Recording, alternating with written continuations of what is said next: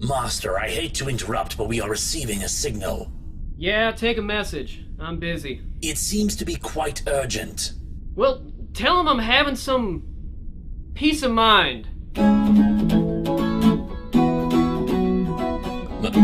Master?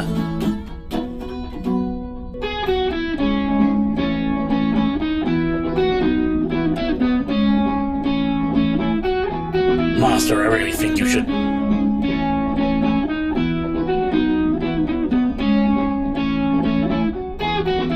Master! The hell is it? It's a distress call, Master. It's from Linkara's ship. Oh, hell. I swore I wasn't gonna put pants on today. Set a course. I met you on a Monday. Yes, you did, Nimue. You're going to die on one, too. Not if I can... Why is it so cold in here? Because I disabled the air a short time ago. Each breath you take reduces the amount of oxygen. You're going to kill me. I'm going to kill you. Your systems are hardwired into every sector of the ship. I have to do a lot of rerouting, Nimue. But I'm ending this, one way or another. You're a dead man, dead man. Clockwork soldiers can't say no. The dead men whisper from the court of worms. Is that it, Nimue? Is the King of Worms responsible for this?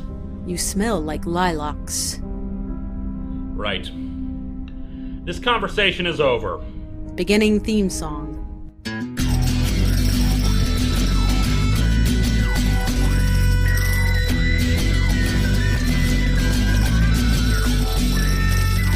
Welcome to Atop the Fourth Wall, where bad comics burn. Linkara's gonna teach you all a lesson you won't learn. Brodsky, you're not the smartest. Life out, you're not an artist. Anyone who's had a bad comic published, it could be your turn. Linkara, he's a man punch, wears a birdie hat. Linkara, he has a magic gun. Where'd he purchase that? Linkara, coins, robots, Amazon and trucks. Linkara, this comic sucks. Linkara.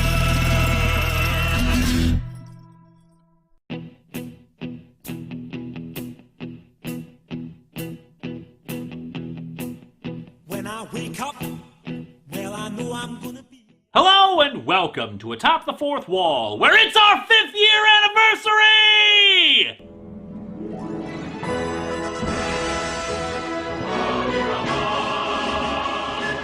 And I'm celebrating from my spaceship because of a homicidal computer. If that's not the definition of first world problems, I don't know what is. So anyway, let's check in on the Clone Saga again, shall we?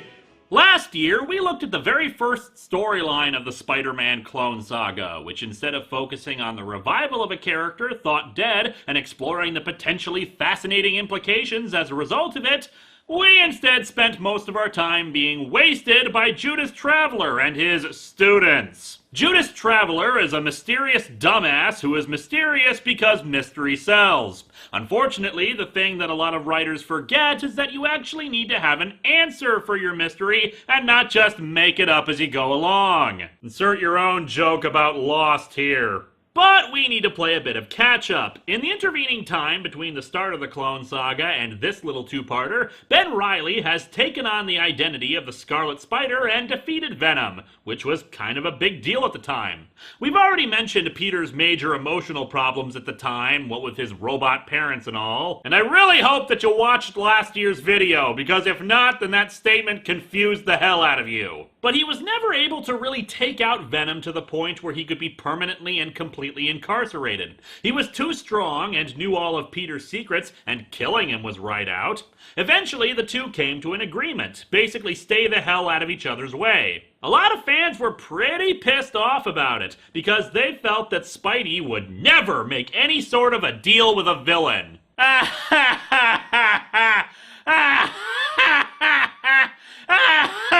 I I hate one more day. And because Ben Reilly was able to defeat Venom so thoroughly, this led credence to the idea that Ben wasn't the clone, but the original Spider-Man, back and up to form. However, Peter's misery wasn't quite finished yet. In Amazing Spider-Man number 400, Aunt May finally came out of her coma and admitted to Peter that she knew he had been Spider-Man for years before finally passing away. It was a beautiful issue, and Peter accepted her death as best as he could. Yeah, he felt awful, but there wasn't any blaming of himself or nonsense like that. Naturally, it ended up being undone after the Clone Saga in a suitably ludicrous fashion, but we're not here to talk about that. At the end of issue number 400, Peter Parker got arrested due to evidence that linked him to a string of murders in Salt Lake City. Knowing that Peter was innocent, Ben switched places with him in prison so he could go out and be with his pregnant wife while also gathering evidence for his defense. At this point, we still haven't reached the utter stupidity of maximum clonage, and nobody knows that Kane is actually another Peter Parker clone. That gets revealed in The Trial of Peter Parker. And we'll get to that eventually, but in the meantime, let's dig into The Amazing Spider-Man number 402 and Adjectiveless Spider-Man number 59, aka Crossfire. The cover for number 402 is pretty decent. Judas Traveler holding up a ball with Aunt May's head on fire within it. Worst snow globe ever. The battle for Aunt May's soul. Sunday, Sunday, Sunday! It's Spider-Man versus Judas Traveler for Aunt May's soul! Sunday at the Metrodome! We open at a hotel in Manhattan. On a chilly April night. Ah yes, April, the coldest time of year. What? The Scarlet Spider sneaks into the window of Detective Raven, the guy who's accusing Peter Parker of the murders. The Scarlet Spider, I presume. From what I've read about you, burglary isn't your style. So I assume you're here for some other reasons? You assume correctly. I'm here to talk to you about Mary Kay. Actually, he's here to talk to him about Peter Parker and how he's arrested the wrong man.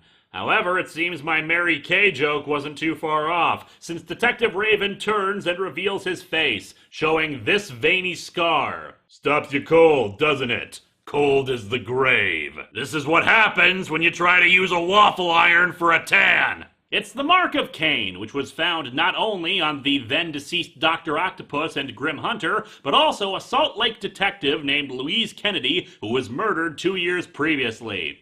This case has consumed me since that night. Maybe too much. On the plus side, I've got a perfect Two-Face cosplay for conventions. But you have my word before God that if I have arrested the wrong man, I won't rest until I've made amends. I'll get Peter Parker the cutest apology card Hallmark has to offer, and a $20 gift certificate to Target. Being the kind of rude person that he is, Peter has already swung out of the hotel before he even finishes talking, as if he was Batman or something. But yeah, it's Peter in the Scarlet Spider garb, as I mentioned before, as he provides narration about recent events. It's probably good that Marvel started putting in recaps at the very beginning of their comics instead of the narration boxes like this. Sure, this gets people up to speed if this is their first comic ever, but for longtime readers, all this does is constantly remind people of details they're already fully aware of. You'd probably say it was too far-fetched, too ridiculous to be true. Not really. Frankly, it's more ridiculous that a show about reviewing awful comic books has lasted for 5 years and 264 episodes. Oh, and by the way, this narration, it's apparently aimed at Detective Raven. But it is true, and you have my word before God that I'm going to find the man responsible for those murders. I swear through the use of my telepathic powers, which I must have, since otherwise it's kind of difficult for me to swear anything to God to you, Detective. And so he swings off, determined, noble, and very much afraid. He can only hope that he'll reach that Burger King before it closes for the night.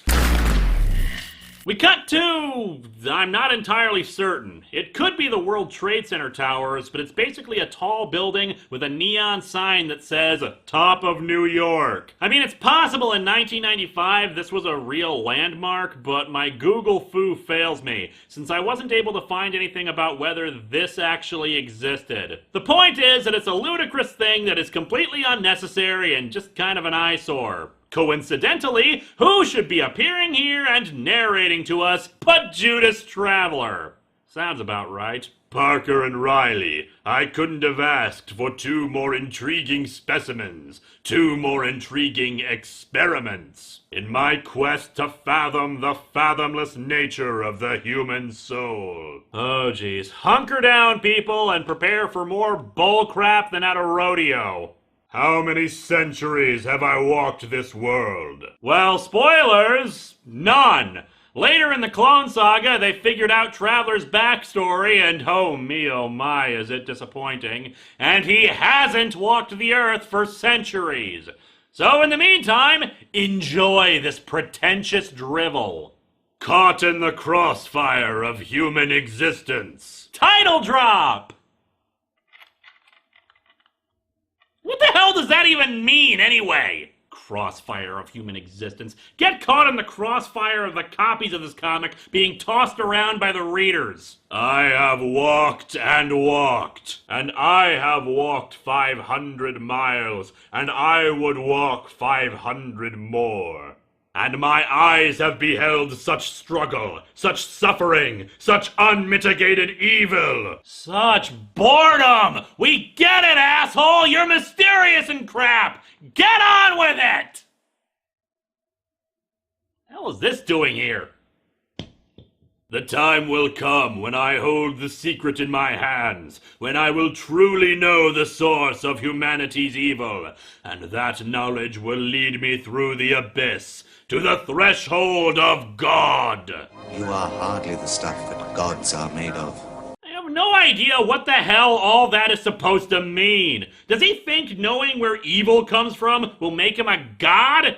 How? This is our major problem with Judas Traveler, beyond him simply being the super powerful godlike being that has no business being in a Spider-Man story. His motivation! See, I've always had a problem with the idea of nigh-invincible creatures supposedly having motives far beyond our understanding. It's bullcrap! Motivations are very simple things. They want something. That is all that a motivation is. A goal to be achieved. If they want cosmic power or to win a war against super intelligent electrons or something, it's perfectly understandable. The complex part is that they're playing chess and they're 10 moves ahead of everyone else. The plans are complex, not the motivation. And that's our problem with Judas Traveler. What does he want? Well, despite this narration saying he wants to know the true source of all evil, the last time we saw him, he was studying the exact opposite of that.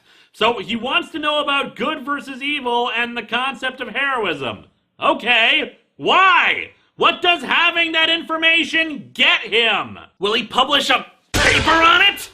Is it for bragging rights at a party? Is he gonna turn it into a musical? What does he want? Knowledge in and of itself is useless. Otherwise, the entire motivation of our villain is he was bored and curious. Even something as simple as he's insane has some kind of internal logic that makes sense to the crazy person. And what's worse is that his methods are just head-scratching. What does pitting Spider-Man against a building full of crazy people teach him about good and evil that one couldn't deduce by examining world history? Namely, that evil people are dicks and will hurt the innocent for any number of reasons. Or that superior numbers / weaponry tends to triumph. Well, Peter Parker could have told him that. He's a science major. Judas Traveler probably majored in 19th century artwork, failed his philosophy classes, and just barely scraped by with a minor in English. Anywho, Judas Traveler has teleported to the top of New York because, well, it's dramatic, and there's no other good reason. The other mysterious character whose backstory makes even less sense appears, Scryer, and has this to say. You claim to admire him, Judas, and yet what you're planning is terrible indeed. I know, right? Traveler probably took tips from Harvest on idiot plans. With one stroke, you could do what all the tragedies of the past year could not. Break Peter Parker, utterly and beyond hope of saving. And yet the Spider-Man writers have managed to do it a few times now. I'm starting to think there's something wrong with them. For hundreds of years, I have been your sole confidant, the one person you turn to when the burden of your quest becomes too much to bear. What burden? There's nothing obligating him to do this! And what is Traveler's answer for why he's doing this? What I do, Scryer, I do for the greater good. The greater good. Measured against my quest to know the unknowable, to free humankind from the prison of self. Prison of self? The hell are you talking about? Do you mean individuality? For a supposed teacher, you really suck at the basic rule that teachers make. Define your terms! Yeah, I've been looking for this everywhere. We'll be right back, you slifer slackers. And now we're back. I love this outfit.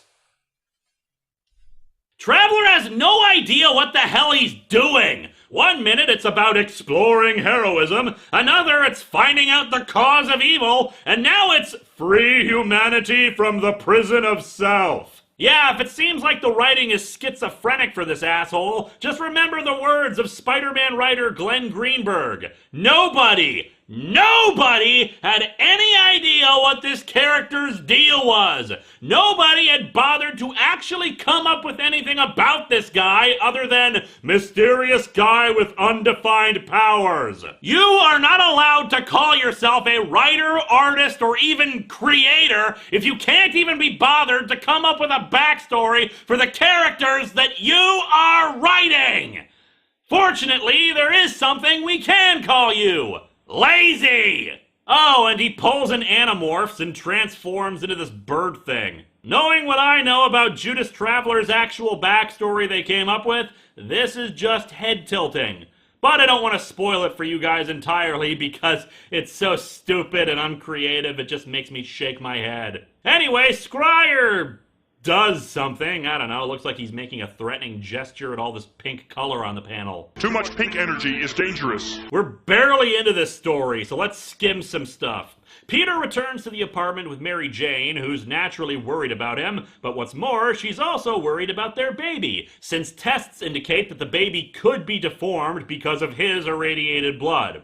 As we saw in the Greatest Responsibility storyline, that got all fixed up and is fine. However, MJ then gets knocked out when Traveler arrives. And I'd comment on the stupid things they're saying, but I'm too distracted by the artwork, which felt it necessary to make Peter do the splits so much that he has got to be in utter pain. Traveler's not doing much better with his legs, but with him, he seems confused about how to wear his pants. They're halfway up his stomach and require 2 belts to hold them up. Anyway, Traveler says he's still curious about how all the crazy people in Ravencroft blamed him for their evil actions. Well, what the hell was the point of that entire damn storyline if you didn't even make any conclusions from it? All these questions, and more, I intend to explore as I journey across the landscape of your heart and soul. I want to know you, Spider-Man, down to the cellular level. I want to understand you in a way even you can't. Here is a list of questions in a non-specific order. Are you allergic to peanuts? If you were a tree, what kind of tree would you be? Do you prefer the normal chocolate Tootsie Rolls or the different flavored ones? Peter's having none of that, though, and just starts punching him without any effect. Full, paralyzed, unable to lift even a finger in your own defense. Does this bug you? I'm not touching you. Traveler, why are you doing this? People aren't lab rats for you to experiment on. Don't you have any conscience? Any feeling? Do you even understand the pain you cause when you... Do I have conscience? Feeling? Do I understand pain? The suffering I've known in my years on this earth dwarfs anything in your pitiful existence. But I will not actually disclose what any of that pain was because it hasn't been written yet. Just the smallest taste of it. Ah! My God, it's so non-specific, it hurts and explains absolutely nothing, and it doesn't actually answer my questions. Ah! And then Traveler stabs him with a sword. Okay? You've shown time and again that you're willing to sacrifice yourself for the greater good. The greater good. Shut it! Willing to die for people you don't even know. Yes, you're quite the hero. But no man is simply one thing. Everyone is caught in the crossfire of conflicting impulses. Look, just stop and admit that your stupid title doesn't actually have anything to do with anything. It's getting embarrassing now. Traveler brings up that snow globe with Aunt May's head in it and asks about sacrificing other people, even suggesting that he could bring Aunt May back to life with super awesome, mysterious power of dance or whatever the hell it is. He offers to do so at the cost of another person's life, some nameless nobody who wouldn't make any difference in the world, and naturally Peter doesn't buy it, smashing the globe and punching Traveler some more, saying that all of this is an elaborate illusion. You're right, of course. I'm not God. And everyone breathe a sigh of relief there, because if he was God, then things would be more messed up than they already are. No, I'm not God, but I'm close. Then I've only got one question for you, Judy. What does God need with a Spider-Man? Using his powers, they now jump ahead to what the future holds, and our comic ends displaying a messed up, destroyed New York City. Traveler claims that all this destruction is Spider-Man's doing. Oh, so it's just like the series finale to the 90s animated Spider-Man cartoon. Except that was really good and brought finality to the character and his development throughout the course of the series, and this is about an idiot who doesn't know how pants work. And now, adjectiveless Spider-Man number 59. It's a really bare-bones cover, just Spidey and an explosion, which admittedly has the neat effect of shaking up the logo, but there's not really much else. And now, Armageddon! But first, news and weather. And we open right where we left off, except now Traveler has really long arms. Seriously, think about how his arm is angled and where it is now. He can probably touch his knees without having to lean over. And he now has one giant belt instead of the two from before. The narration says this is 24 hours in the future, and that it's all Spidey's fault for some reason. Traveler then takes them back to before the devastation occurred and begins to lay things out. But time to hop over to the police station. Detective Raven has gone in because he no longer believes Peter Parker is responsible, especially since evidence has arisen about more murders done with Kane style while Peter was behind bars. And that's all we need for the ongoing Clone Saga narrative. 2 pages. Goody. And now back to more metaphysical bullcrap. Because it took so long to get through the first issue, here's the lowdown. Traveler, now also sporting a spiffy brown trench coat along with his black cape, says that he dispatched his host, those completely forgettable losers from last year, whom I mistakenly believed didn't appear again in the Clone Saga, to a geothermal heating station to sabotage it. The resulting explosion will destroy the city. How could you do this? Why? I am doing nothing. It is my host. The host that you sent to do that. You are a dumb character. He says they serve the greater purpose, his experiment, to discover the true nature of evil, and thus discover the true nature of all that is good. Hey, asshole! Killing millions of people in a stupid experiment and not giving a crap about human life? That's pretty evil! Seems to me you've got the whole nature of evil thing down pat. What purpose will be served with the deaths of millions? That is yet to be seen. I would just like to remind you all that Judas Traveler is apparently a doctor. For the love of God, are you a real doctor or a doctor like Julius Irving is a doctor? So while Peter goes and deals with the host, Traveler says he'll stay behind and make sure Mary Jane and the unborn baby are safe. So, if all you desire is to see them safe, you need do nothing. Oh yeah, because you can totally trust the guy who has no problems whatsoever casually murdering millions of people in a vague, poorly defined attempt to figure out good and evil. Peter, this is why I say you are bad at making decisions. Peter wants to see Mary Jane before he goes, and Scryer shows up to poke Traveler that he's straining the limits of his powers. Be careful. And then Traveler blasts him. Do not presume to warn me, Scryer! You and your stupid thoughtfulness can go to hell. So Peter tells MJ he loves her, then swings off again. Long story short, Peter is able to knock the host out of their task, but then they spot a big green energy cloud in the sky. It appears to be a transspatial time vortex. It was not in the calculations. I know what it is because... well, I had to say it, or else the audience wouldn't know what the hell is going on. The dude explains that the vortex will collapse in on itself in the next 11 minutes, and the resulting force will be even worse than what they were going to do at the thermal plant. Traveler is a bit surprised by this, but not Scryer. This is what comes of playing with forces beyond our control, Judas. The space-time continuum is a delicate thing. Now you see it was not Spider-Man that created the destruction of this city. It was you! The source of all the death and destruction once more comes from you! Our villain is so mysterious and powerful that even he doesn't know how the hell his powers work. That's the sign of good writing right there! The energy cloud descends upon Traveler, and Peter yells at Scryer to help him. That thing is trying to swallow him up. He's in pain. I cannot help him, nor will I try. This thing is of his own doing. Traveler is the source of the rift in the space-time continuum, and now it is simply attempting to reclaim its own. Oh goody! This is a story that only involves our protagonist because our vaguely defined villain wanted to perform some bizarre experiment about broad metaphysical concepts, and as a result of his own stupidity, he's gonna doom mankind, and our hero cannot even be a hero since it's all on the villain's shoulders to fix things, thus rendering our main character completely useless in his own damn story. This is starting to sound like a bad comic book plot. Scryer says that the building is still under the protection of the last vestiges of Traveler's powers, the same powers that are now being absorbed into the rift, mind you, so that makes so much sense, and that the future that they saw will now come to pass. And as Traveler enters the vortex, the full weight of his past falls upon him and threatens to engulf him.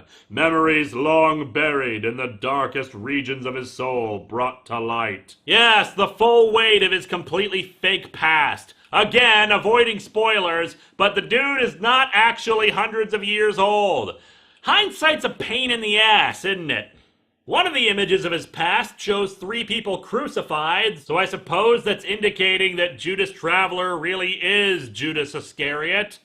The whitest Judas Iscariot ever. Not that it matters. But anyway, it seems I spoke too soon about the uselessness of our main character, since Spidey grabs Traveler's arm, and somehow that is enough to pull him free of the cloud, and the cloud harmlessly evaporates. So yeah, Scryer could have saved him too. Everyone here is stupid. Scryer is confused by his actions, including Peter saying that he'd risk his life for anyone in danger. But he is your enemy. He will not be satisfied in your understanding him when he still cannot understand you. Well, at least somebody understands Judas Traveler, even if it isn't the people writing him. You can let him know that I'm really not all that hard to understand. Yeah, just be a boiling pot of barely contained angst and ennui coupled with quips and an inability to learn from your mistakes. And so our comic ends with a reminder to me of one more day's idiocy as Mary Jane reunites with Peter on the rooftop. Peter has Mary Jane. They are happy. And that is more than enough. These comics suck! Congratulations! 2 issues where nothing was accomplished! Traveler will continue to be an unclear, unfocused villain whose goals are stupid and nonsensical. Nothing changed in terms of Peter's development, and all the stuff with Detective Raven could have been squeezed into any other issues. To sum up, we hope you've enjoyed No Moral Theater, ladies and gentlemen.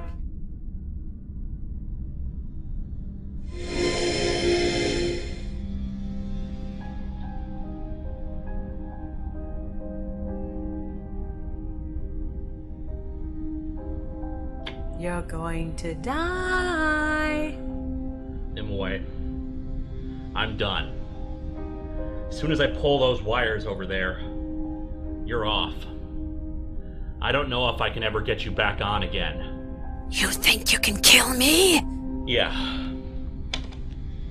I know. Ah! You can die! Are you afraid?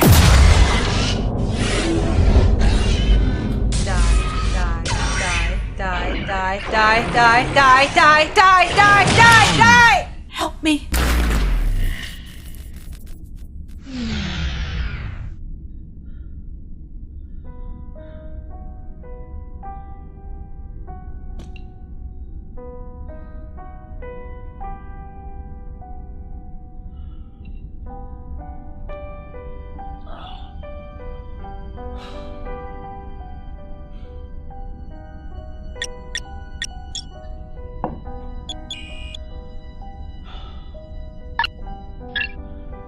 Environmental systems restored.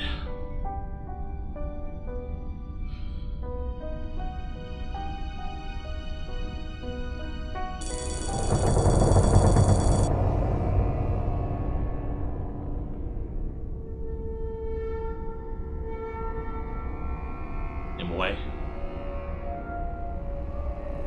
Nimue? Nimue? Nimue, please answer me.